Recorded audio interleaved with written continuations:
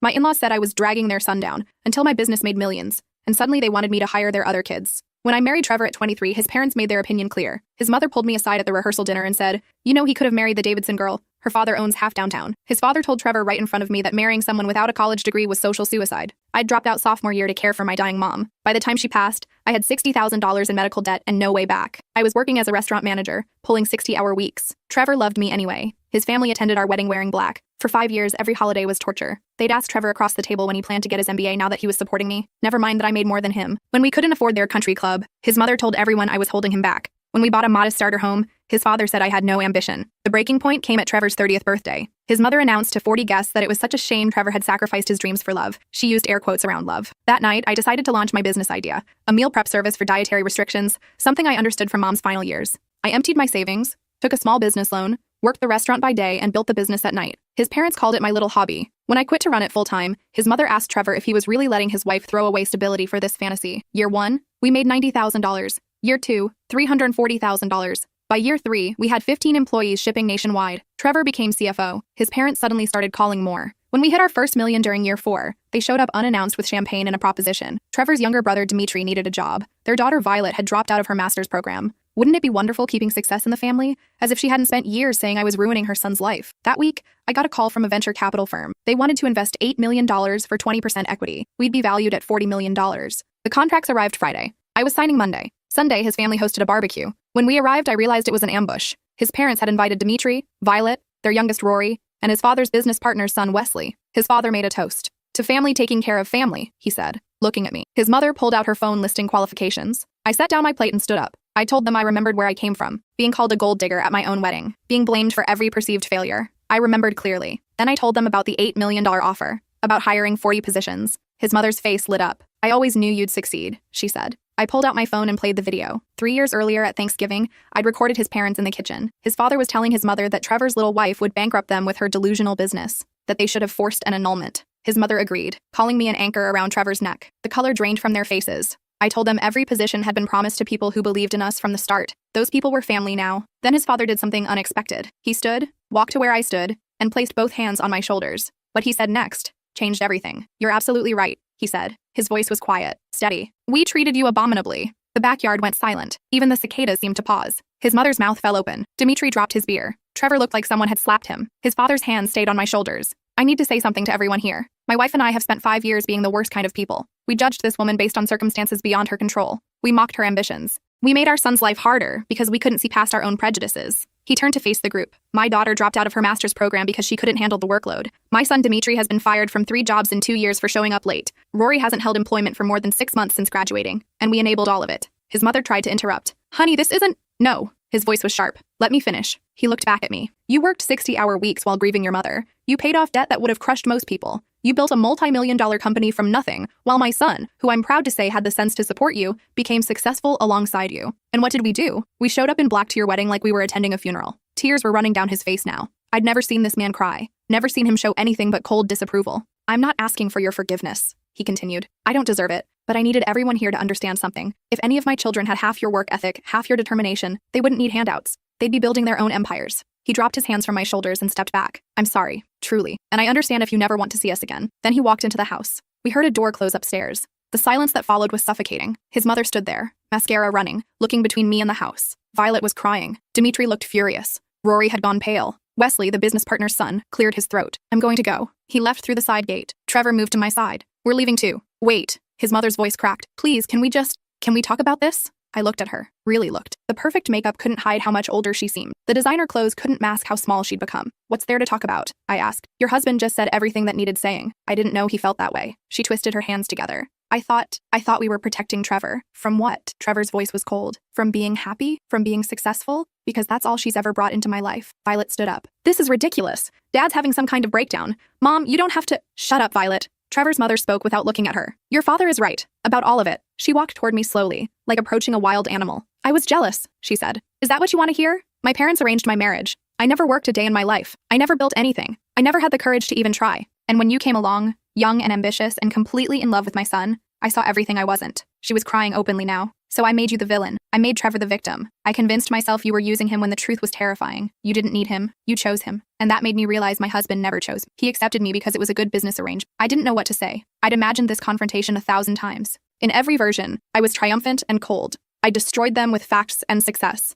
I never imagined his father breaking down. Never imagined his mother admitting the truth. I'm not asking you to hire my children, she continued. They don't deserve it. I'm not even asking you to forgive us. I need you to know that my husband and I are going to therapy. We're going to figure out why we became such terrible people. And we're going to do better. She looked at Dimitri, Violet, and Rory. Starting with them. No more bailouts. No more excuses. They're going to learn what you learned. That nothing in this world is handed to you. Dimitri stood up. Are you serious right now? You're cutting us off because we failed you. His mother's voice was steel. We raised you to be entitled. We taught you the world owed you something. We were wrong. She turned back to me. I hope someday you can forgive us. But I understand if that day never comes. Then she walked into the house after her husband. We stood there, the 4 siblings and Trevor and me, in the backyard that had witnessed so much cruelty over the years. Violet was the first to move. She grabbed her purse and stormed out. Dimitri followed, muttering curses under his breath. Rory stayed. He was 24, the youngest, and he looked lost. I'm sorry, he said quietly, for everything. I studied him. He'd always been the quietest one. Never actively cruel, but never defending me either. What are you sorry for specifically? I asked. He thought about it. For not speaking up, for laughing when Dad made those comments about your education, for assuming you'd fail because that's what everyone kept saying. Okay, I said. Apology acknowledged. That's it? What else do you want? Forgiveness is earned, not given. He nodded slowly. Fair enough. He paused. For what it's worth, I've been working at a nonprofit for the last 8 months.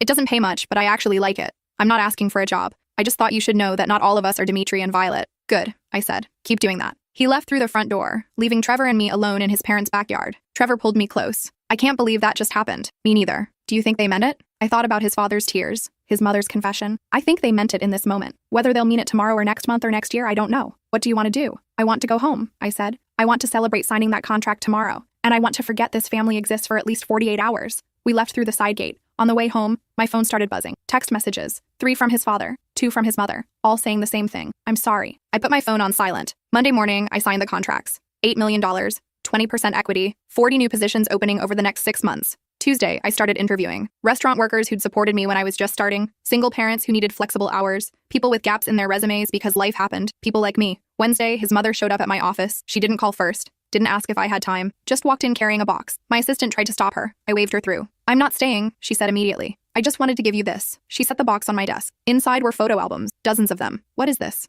Every family photo we have from the last 5 years. Every Christmas, every birthday, every holiday. I went through and removed every picture that had you in it because I realized something last night. I erased you. I cropped you out of our family, literally and figuratively. And I can't undo that, but I can give them back to you. I opened the top album, my wedding day. There I was, smiling next to Trevor, his whole family in black behind us. Someone had written "the mistake" under the photo in pen. My hands started shaking. I wrote that, she said, the day after your wedding. I look at it now and I want to vomit. I flipped through more pages. Me at Thanksgiving, isolated at the end of the table. Me at Christmas, unwrapping a gift card while everyone else got thoughtful presents. Me at Trevor's birthday, standing alone in the corner while his family laughed. Every photo was a tiny cruelty I'd forgotten, or tried to forget. Why are you showing me this? My voice was hollow. Because you need to see what we did, not just hear us apologize. You need evidence that we were systematically cruel, that it wasn't in your head, that you had every right to hate us. She sat down without being invited. My therapist asked me to document every terrible thing I could remember doing to you. I got to 47 before I couldn't continue. Want to hear them? No. I need to tell someone, please. I checked my watch. You have 5 minutes. She pulled out her phone and started reading. Number 1, I told the caterer at your wedding to serve you chicken instead of the filet everyone else got. Number 2, I removed your name from the Christmas card list and told people you and Trevor had separated. Number 3, I called your restaurant and filed a fake complaint to try to get you fired. Number 4, stop. I felt sick. Why? Because I'm a miserable woman who spent 30 years in a loveless marriage convincing myself it was noble. Because I saw you happy and couldn't stand it. Because destroying you felt easier than fixing myself. She put her phone away. I'm not here for forgiveness. I'm here to make sure you know that every terrible thing you thought about us was true. You weren't being sensitive. You weren't imagining things. We were exactly as bad as you thought. Okay, I said. Now leave. She stood. One more thing. This came Friday. She pulled out a letter and set it on my desk. From the country club. They're giving Trevor and me a Lifetime Achievement Award next month for our charity work. They want us to give a speech about family values. She laughed, but it sounded like breaking glass. I'm going to decline, but I thought you should see it. Thought you should know that this whole community thinks we're wonderful people. That we've been fooling everyone for decades. That must be hard, I said, knowing it's all a lie. It is. She walked to the door, then paused. You know what the worst part is? My husband and I talked all night. Really talked. Maybe for the first time in our marriage. And we realized we don't even like each other. We've been performing for 30 years, playing the part of the perfect couple. And somewhere along the way, we forgot how to be real. I'm sorry, I said, and I meant it. Don't be. You freed us. You held up a mirror and forced us to look. Most people never get that. She left. I sat there for 20 minutes staring at those photo albums. Then I took them to the break room and showed them to my team. The people who'd been with me from the beginning. The ones who'd believed when no one else did. This, I told them, is why we're going to build something better. Not just a successful company, a place where people like us, people who've been erased and dismissed, can thrive. That Friday, I hired 15 people. Monday, 12 more. By the end of the month, we'd filled 38 of the 40 positions. The last 2 positions were specialized. Director of Operations and Director of People Development. I needed people who understood systems and people who understood what it meant to be overlooked. Applications flooded in, 200 for each position, but one stood out. Rory, Trevor's youngest brother. His resume was sparse. The nonprofit job. Before that, a series of retail positions lasting 6 to 8 months each. But his cover letter was different. I'm not qualified for this position, it began. I don't have the experience you're looking for. I don't have the education or the connections. What I do have is 8 months of learning what it means to work for something that matters. I've made calls for donations, organized fundraisers, and met people who are surviving on hope and determination. People like you. I'm not asking for nepotism. I'm asking for a chance to prove that not everyone from my family is worthless. If you interview me and don't think I'm right,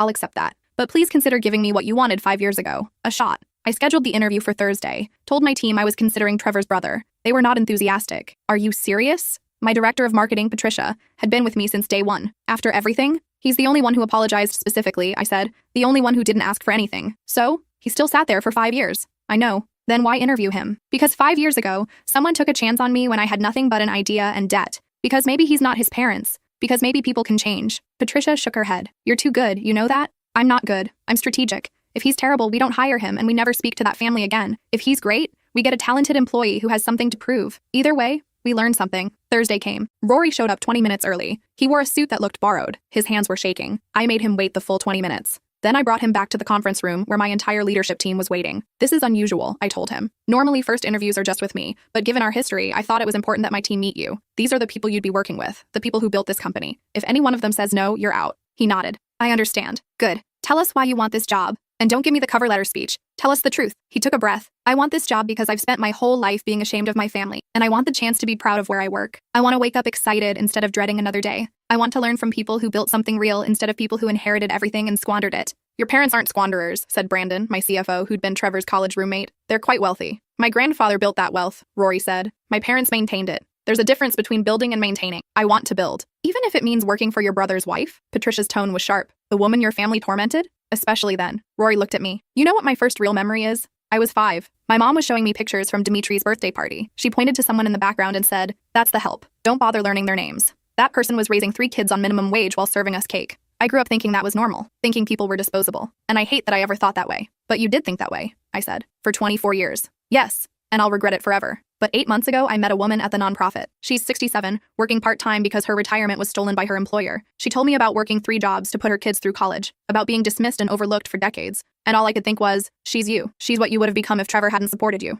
The room went quiet. That's when I understood, he continued. My parents didn't just treat you badly. They treated everyone badly. The waiters whose names they never learned. The housekeepers they paid under minimum wage. The gardeners they'd call at 6 a.m. and expect to drop everything. And they taught us that was acceptable. That some people mattered and others didn't. So what changed? Brandon asked. Why wake up now? Because Sunday, my father admitted we were all failures. And he was right. I've never finished anything in my life. Never committed to anything. Never had to. And that nonprofit job? I was going to quit after 3 months. But then Maria, the 67-year-old, told me I was doing good work, that I mattered. And I realized no one had ever said that to me before. Not because I'd achieved something, but because I'd shown up and tried. He looked around the table. I know I don't deserve this job. I know my last name is a liability. But I'm asking anyway. Because I want to prove I'm not them. That I can be better. Patricia spoke first. If we hire you, you start at the bottom. Entry-level pay. No special treatment. You'll be making $42,000 a year. Less than you spent on your car. I don't have a car anymore, Rory said. I sold it last month. I take the bus now. You sold your car? My parents bought it. I didn't earn it. So I sold it and donated the money to the nonprofit. Felt like the right thing to do. I watched my team's faces.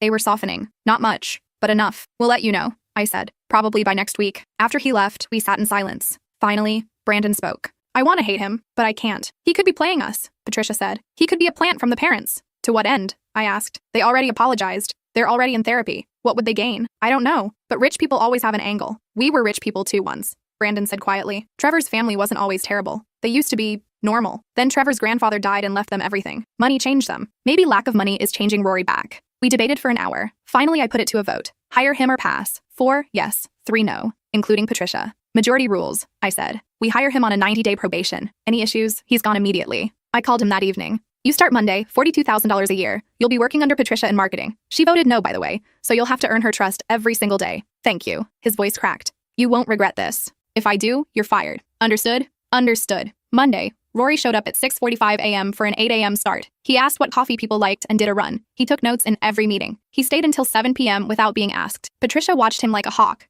By Wednesday, she cornered me in my office. "He's good," she said, sounding annoyed about it. "Really good. He has ideas. He listens. He doesn't act entitled. That's good news." "It's terrible news, because now I like him. And I don't want to like anyone from that family." I laughed. Life's complicated. By the end of week 2, Rory had reorganized our entire social media calendar, created a content strategy that increased engagement by 40%, and volunteered to lead our first corporate charity drive. "We should donate meal prep packages to families with medical needs," he pitched in our Friday meeting. Full disclosure, I got the idea because that's where this company came from. Your mom, families like yours. We could partner with hospitals and offer 3 months of free meals to patients with dietary restrictions. "That's going to cost us," Brandon said. "Probably $200,000 for the first pilot program." "I know, but it's also going to generate press, goodwill, and show customers we're not just about profit. Plus," he hesitated, "it's the right thing to do." We launched the program in October. The response was overwhelming. Local news covered it. We got thank you letters from families. Our sales increased 30% that quarter from the positive press. Rory worked himself to exhaustion. He was first in, last out. He never complained, never asked for special treatment. By Thanksgiving, even Patricia admitted he'd earned his place.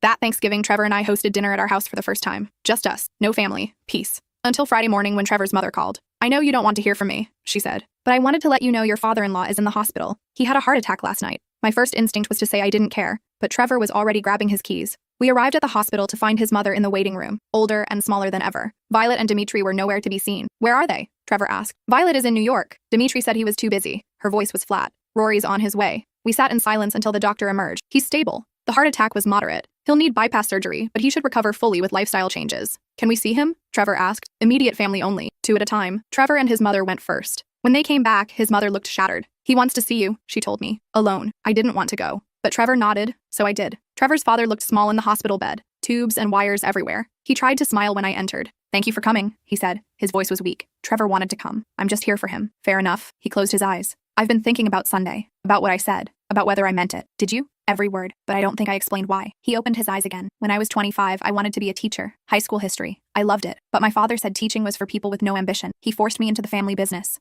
Told me I had responsibilities, legacy to uphold." He coughed. "A nurse came in to check his vitals, then left. I spent 40 years in a job I hated," he continued. "Made money I didn't need. Married a woman I barely knew because it was good business. Raised children to value all the wrong things. And when you came along, actually in love with my son, actually building something from passion instead of obligation, I couldn't stand it. Why tell me this? Because I'm 63 years old and I just had a heart attack. Because I might die on that operating table Tuesday. And because you deserve to know that my cruelty had nothing to do with you. You were a mirror, and I hated what I saw. That doesn't make it okay. I know, nothing makes it okay. But I'm hoping it makes it understandable. I'm hoping that maybe, eventually, you can see me as a broken man who broke others, rather than a monster who enjoyed it." I didn't know what to say to that, so I just stood there. "Rory told me you hired him," he said. "Thank you for that. He's the only one of my children who might turn out okay. He's doing well. Good. He deserves a chance to be better than me." He closed his eyes again. "If I don't make it through surgery, tell Trevor I'm proud of him. Tell him he was smart to choose you. And tell yourself that you won, completely. I'm not keeping score. Yes, you are. We all are. And you should. You earned it." A nurse came back in. "He needs to rest now." I left without saying goodbye. In the waiting room, Rory had arrived. He hugged his mother, nodded at Trevor, looked at me. "Thank you for being here," he said. "I'm here for Trevor." "I know. Still thank you."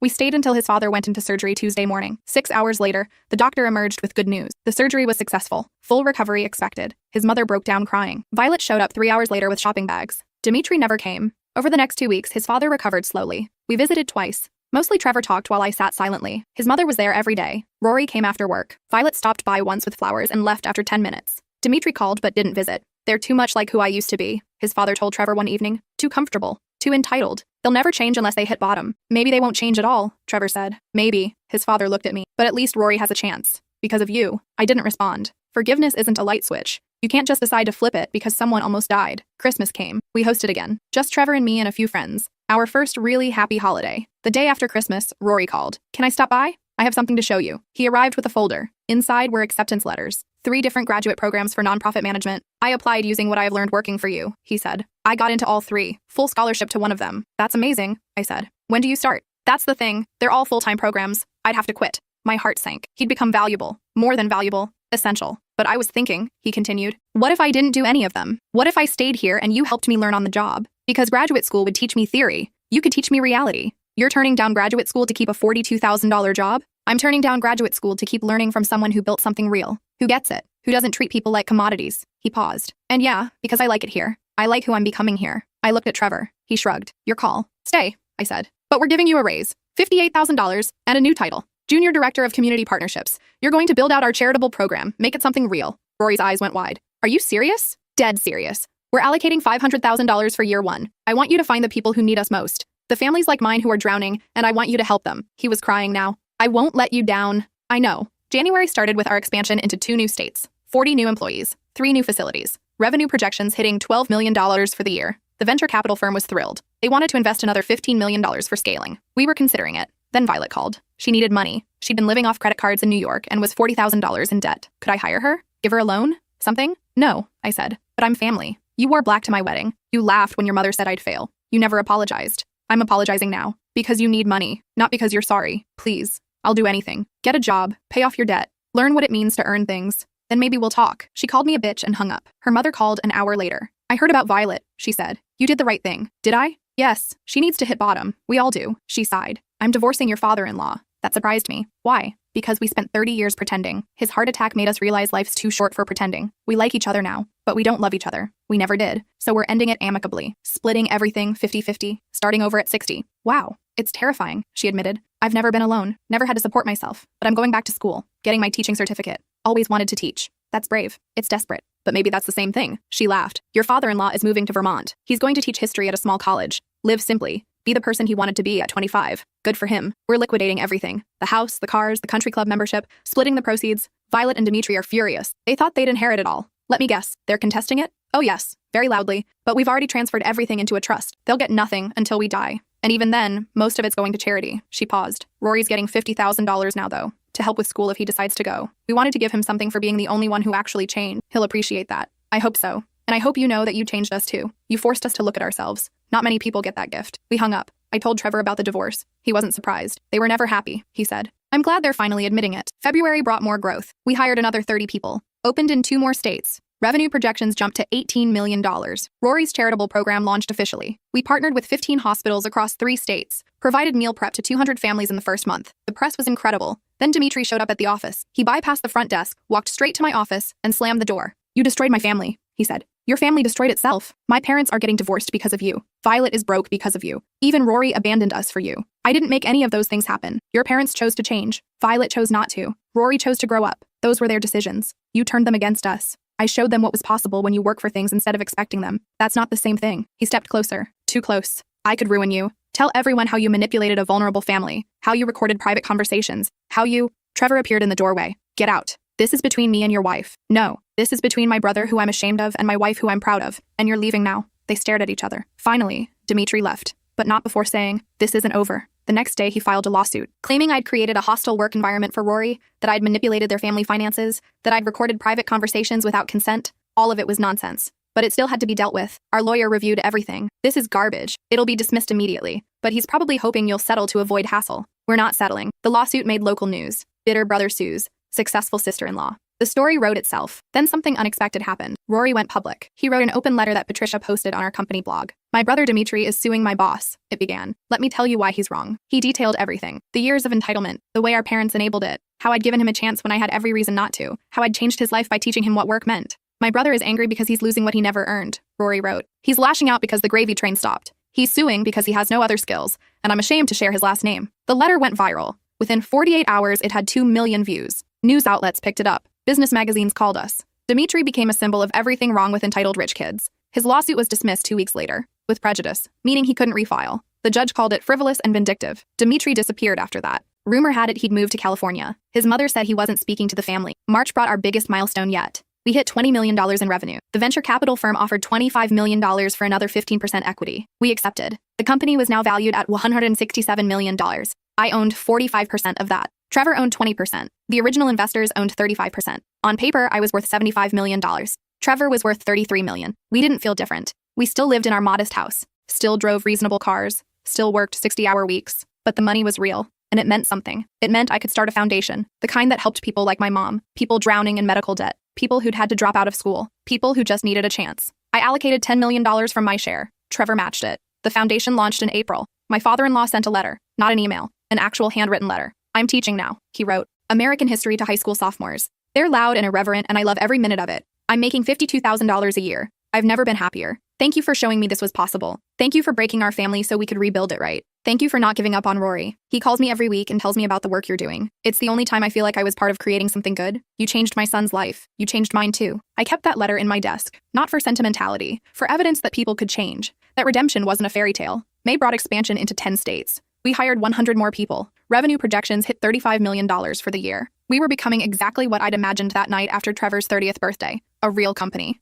A company that mattered. A company that helped people. Rory got promoted again, Director of Social Impact. His department had 8 people now. They were partnering with 50 hospitals, helping 800 families a month. This is what I was meant to do, he told me one evening after everyone had left. Not what my parents wanted, not what would make me rich.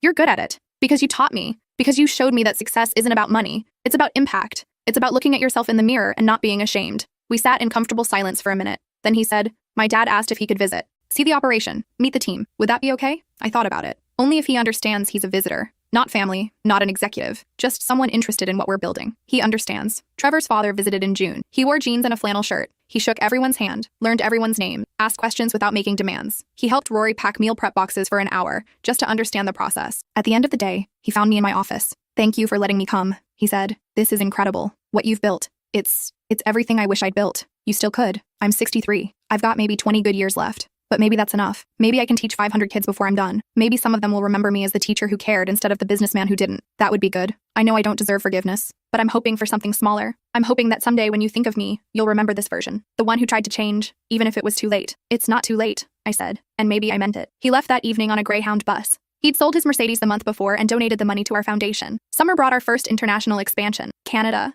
2 cities, 40 new employees. The venture capital firm was pushing for more. Europe, Asia, South America. They wanted us to become a global brand within 5 years. Trevor and I spent a month debating. Did we want that? Did we want to be that big? Did we want to lose what made us special? In the end, we decided yes, but slowly, carefully, with the same values we started with. August brought Trevor's 35th birthday. We hosted a party at our house. 50 people. Everyone who'd been part of our journey. Rory was there with a girlfriend. His mother was there, looking younger somehow. His father sent a video message from Vermont wishing Trevor well. Violet and Dimitri weren't mentioned. They'd become ghosts. People we used to know. That night, Trevor pulled me aside. Do you ever regret it? Marrying me? Dealing with all of this? No, do you? Never. You made me better. You made my whole family better. Even the ones who hate you now. Because at least they're real now. At least they're not pretending anymore. That's very philosophical for someone who's had 4 beers. He laughed. I'm serious though. 5 years ago, my family wore black to our wedding. Today, the ones who matter are here celebrating. That's because of you. It's because of us. Maybe. But you were brave first. You were brave when it mattered. September brought news that Violet had gotten a job.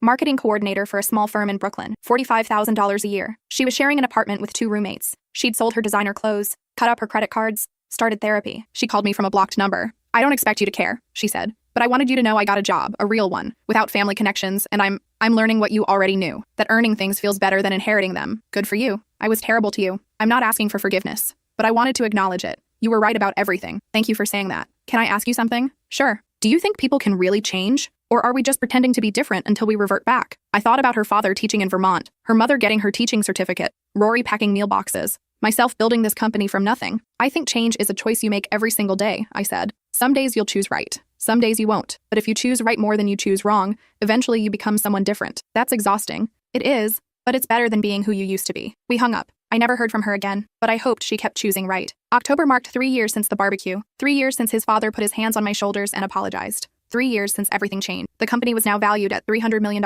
We had 500 employees across 15 states and Canada. We were feeding 3,000 families a month through our charitable program. I was worth $135 million on paper. Trevor was worth $60 million, but more importantly, we'd created something that mattered, something that helped people. That month, a documentary filmmaker reached out. She wanted to tell our story, from wedding in black to multi-million-dollar success to family implosion to redemption. I don't know, I told Trevor. Do we really want our dysfunction on screen? Maybe it helps someone, he said. Maybe someone else in a terrible family situation sees it and realizes they can leave. They can build something better. We agreed. The filming took 3 months. They interviewed me, Trevor, Rory, his parents, Patricia, Brandon, dozens of employees. They even got Violet on camera, though Dimitri refused. The documentary premiered at Sundance in January. It was called What We're Worth. The response was overwhelming. Critics loved it. It won the Audience Award. Netflix bought it for $2 million.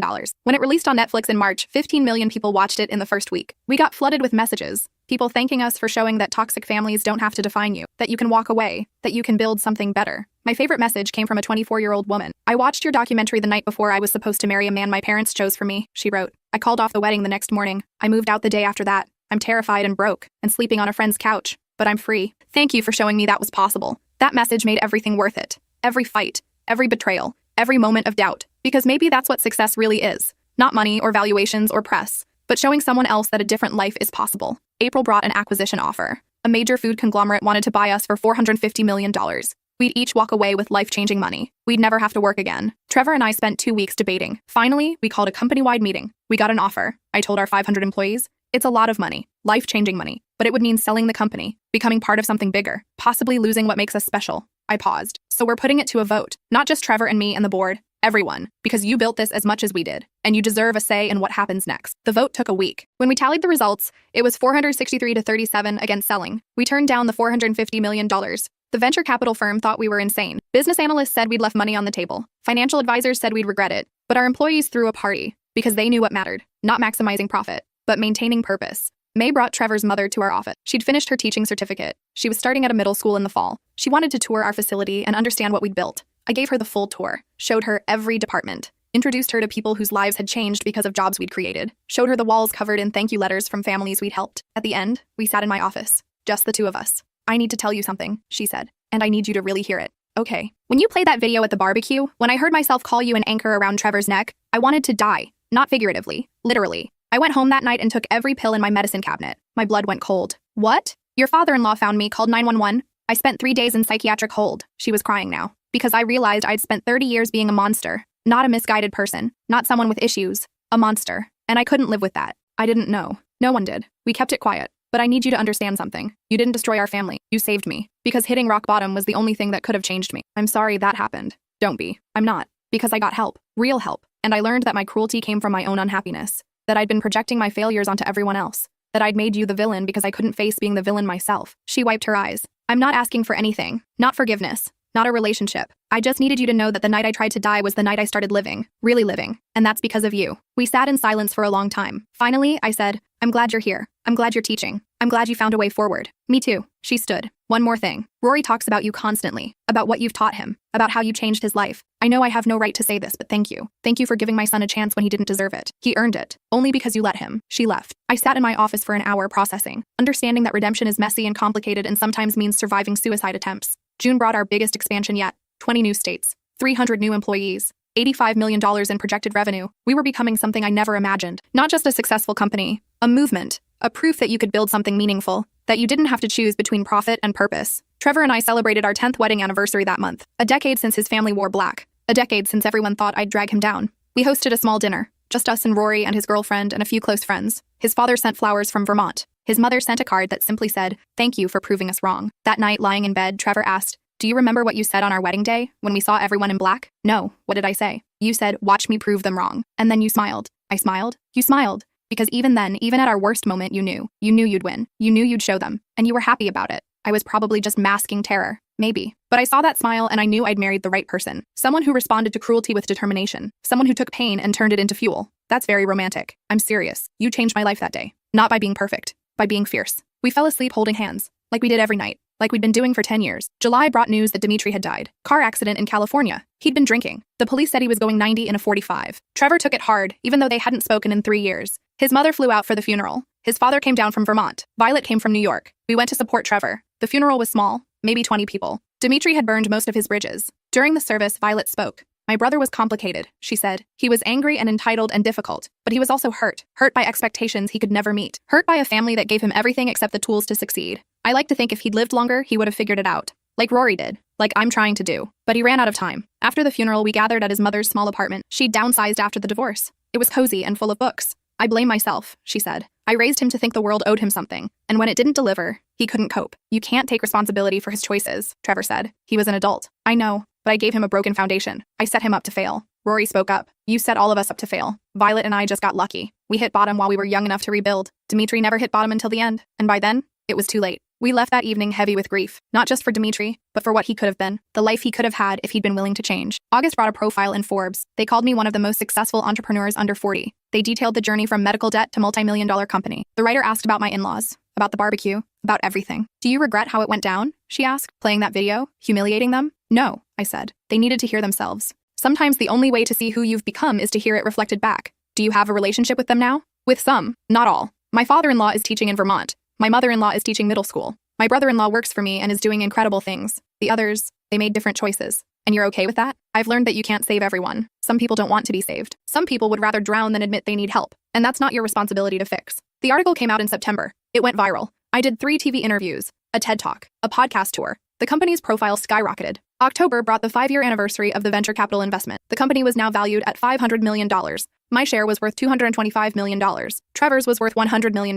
But more importantly, we employed 800 people. We fed 8,000 families a month through our charitable program. We'd helped 50,000 families total since launching. We'd built something that mattered. November brought Thanksgiving. Trevor and I hosted again. This time, 30 people, employees, friends, Rory and his girlfriend who were now engaged. His mother came. His father came down from Vermont. They sat at opposite ends of the table, amicable but separate, both teaching, both rebuilding. Violet came with her boyfriend, a teacher she'd met through a volunteer program. She was managing social media for a nonprofit now, making $62,000 a year, living in a studio apartment, happy. After dinner, Trevor made a toast. 5 years ago, our family was broken. Today, the pieces that mattered put themselves back together. Not the way we expected, not the way anyone would have chosen, but better, stronger, real. Everyone raised their glasses, even his parents, especially his parents. That night, cleaning up, his mother pulled me aside. I know I say this too much, but thank you. You broke us so we could heal. That's a gift, even if it didn't feel like one at the time. You're welcome. And I need to tell you something else. I'm getting remarried to my colleague, another teacher. We've been together for a year. That's wonderful. He's nothing like Trevor's father. He's kind and patient and he loves his job. He makes $58,000 a year and drives a 12-year-old Honda. And I've never been happier. She laughed. Funny how that works. December brought our biggest news yet. We were going public. IPO planned for March. Expected valuation, $800 million to $1 billion. If it hit $1 billion, I'd be worth $450 million. Trevor would be worth $200 million. Our early employees would become millionaires. The preparation was intense. SEC filings, roadshows, investor meetings, but we were ready. January brought the documentary back into the news. It won the Academy Award for Best Documentary. We walked the red carpet. I wore a dress that cost $300 because I couldn't bring myself to spend more. During interviews, people kept asking about my in-laws, about forgiveness, about whether money changed everything. Money doesn't change who you are, I said. It reveals who you've always been. Some people get money and become generous. Some become cruel. The money just amplifies what was already there. What did it amplify in you? Determination. I was always going to prove them wrong. The money just made it louder. February brought the final IPO preparations. We were going public March 15th. Opening price projected at $45 per share. The night before, Trevor and I sat on our back porch, still in the modest house, still living like we didn't have money. Because the money wasn't the point. It never was. Do you remember what you said you'd do when we made our first million? Trevor asked. No? What? You said you'd buy your mom's favorite flowers and leave them at her grave. You said you'd tell her you did it. You got out, you built something, you survived. I'd forgotten that. We should go tomorrow, before the IPO. I thought you'd say that.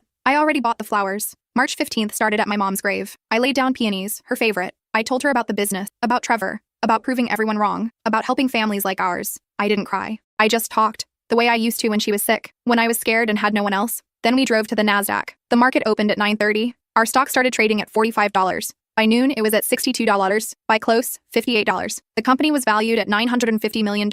Not quite $1 billion, but close enough. I was worth $427 million. Trevor was worth $190 million. Rory, who we'd given a small equity stake, was worth $2.5 million. Patricia and Brandon and the early team were all millionaires. That night, we hosted a party for everyone. Every employee, every investor, every person who'd believed. Rory gave a speech. 5 years ago, I was a spoiled rich kid with no purpose. Today, I'm marrying the woman I love, running a charitable program that helps thousands, and working for people I respect. That transformation happened because one person refused to give up on me, even when she had every reason to. He raised his glass. To my boss, my mentor, my sister-in-law, the person who showed my whole family what we could become if we were willing to work for it. Everyone cheered. I felt Trevor's hand in mine, felt the weight of 5 years, of 10 years, of a lifetime of proving people wrong. Later, his father found me. I'm proud of you, he said. I know I have no right to say that, but I'm saying it anyway. You took nothing and built everything. That's real success. Thank you. And I want you to know something. I tell my students about you. About a young woman who dropped out of college to care for her dying mother, who faced crushing debt and social rejection, who married the man she loved despite his family wearing black to the wedding, who built a multi-million-dollar company from pure determination. You tell them that? Every year, first day of class. And I tell them that if they remember nothing else from my course, remember this. Success isn't about where you start. It's about whether you quit.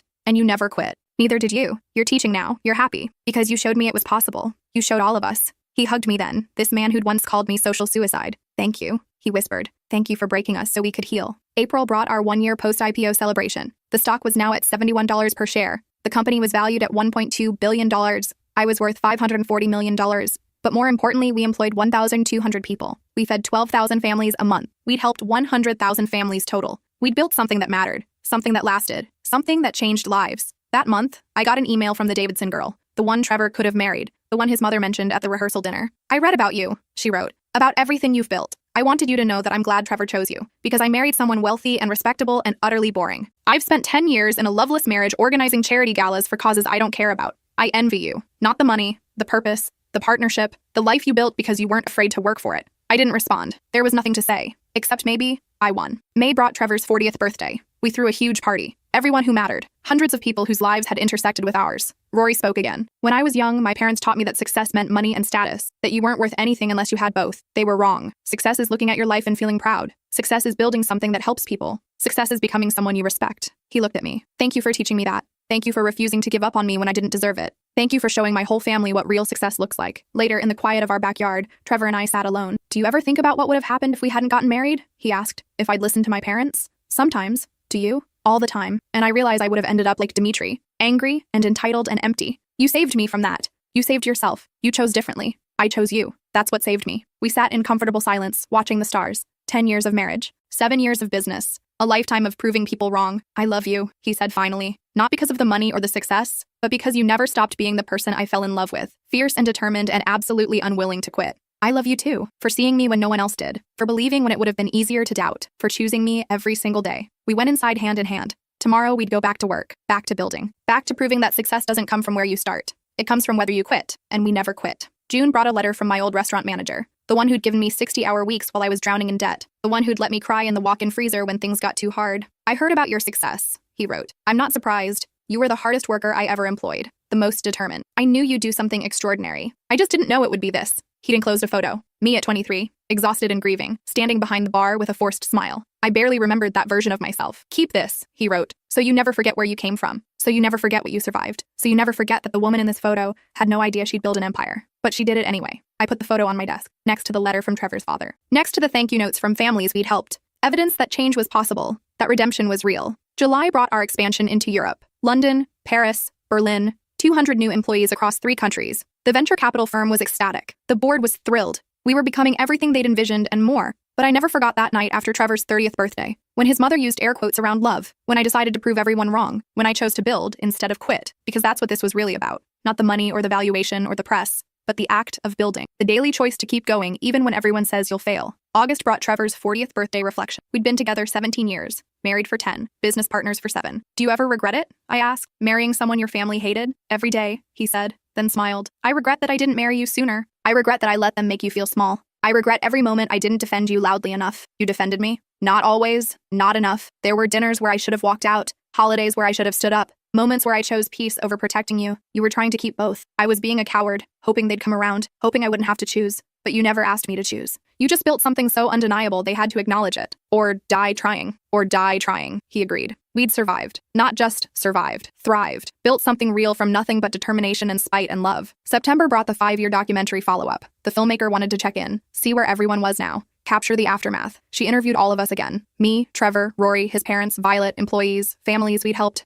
The documentary would release next year. During my interview, she asked the question I'd been waiting for. Do you forgive them? Your in-laws? I thought about it. Really thought about it. I don't forgive them for what they did, I said finally, but I accept who they've become. That's different. Forgiveness implies the past doesn't matter. Acceptance means acknowledging the past while seeing the present clearly. That's a distinction. It's an important one. Because I'll never forget wearing white while they wore black. I'll never forget being called an anchor. I'll never forget years of systematic cruelty. But I can accept that they've changed, that they're trying, that they're not those people anymore. Is that enough? It has to be. Because holding on to hate would only hurt me, and they've already taken enough. October brought our 10-year high school reunion for Trevor. His former classmates wanted to celebrate the local success story. We almost didn't go, but Rory convinced us. Let them see it, he said. Let them see what you built while they were climbing corporate ladders and living ordinary lives. Not because you need to prove anything, but because some kid there might be drowning in debt or family pressure or self-doubt, and seeing you might save them. So we went. Trevor in a regular suit, me in a dress that cost $200. No flashiness, no ostentation, just us. The reaction was subtle, but clear. People who'd ignored us were suddenly interested. People who'd pitied Trevor for marrying down suddenly wanted to hear our story. One woman approached me in the bathroom. I remember your wedding, she said. I remember thinking Trevor was making a mistake. I'm sorry. I was wrong. Okay. No, really. I need you to know that I spent 10 years in a miserable marriage because I chose stability over love. I chose someone my family approved of instead of someone who made me happy. And I look at you and Trevor and I realize I failed. You didn't. I'm sorry your marriage didn't work out. Don't be. It taught me that everyone was wrong. The people who said love isn't enough. The people who said you need social standing and wealth and family approval. They were all wrong. Love is enough, if you're willing to work for it. She left. I never learned her name, but I hoped she found her own version of this, her own success story. Her own redemption. November brought Thanksgiving again. Year 6 of hosting. 50 people this time. The company had become a family, and family showed up. Rory was there with his wife. They'd gotten married in June. Small ceremony. Just people who mattered. Trevor's parents were there, sitting together for the first time since the divorce. Both with their new partners. Both happy. Violet was there with her fiancé. She'd gotten promoted. Was making $85,000 now. Had her own apartment. Had rebuilt her life from scratch. During dinner, Trevor's mother stood up. "I need to say something," she announced. 10 years ago, I wore black to my son's wedding. I told everyone he was making a mistake. I spent years making his wife feel worthless, and I was wrong about everything. The room went quiet. But I wasn't wrong because she succeeded, she continued. I was wrong because I measured success by the wrong metrics. Money and status instead of character and love. I taught my children that winning meant accumulating wealth, when the real win was building something meaningful. She looked at me. You won, not because you're rich, but because you built a life worth living. Thank you for teaching us that. Thank you for not giving up on the ones who were willing to learn. People applauded. I felt tears in my eyes. Not because I needed her approval, but because change was real. Redemption was possible. People could become better versions of themselves. December brought end-of-year reflections. The company had done $150 million in revenue. We employed 1,500 people. We'd helped 150,000 families through our charitable program. But the real success was smaller, more personal. It was Rory, happy and purposeful. It was Trevor's parents, finally living authentic lives. It was Violet, rebuilding. It was employees who'd been given chances they didn't think they'd get. That's what I'd built. Not just a company, but proof that you could start with nothing and build everything. That you could face cruelty and respond with determination. That you could take pain and turn it into purpose. On New Year's Eve, Trevor and I stood on our back porch watching fireworks. "What are your goals for next year?" he asked. "Same as every year. Build something that matters. Help people who need it. Prove that success doesn't come from where you start. You've already done that. Then I'll do it again. Because there's always someone who needs to see it's possible. Someone wearing white while everyone else wears black. Someone drowning in debt and doubt and other people's disapproval. Someone who needs evidence that they can survive this, that they can win. You're talking about you. I'm talking about everyone. Because my story isn't special. It's universal. We all face people who doubt us. We all have obstacles. We all have to choose between quitting and building. And I built."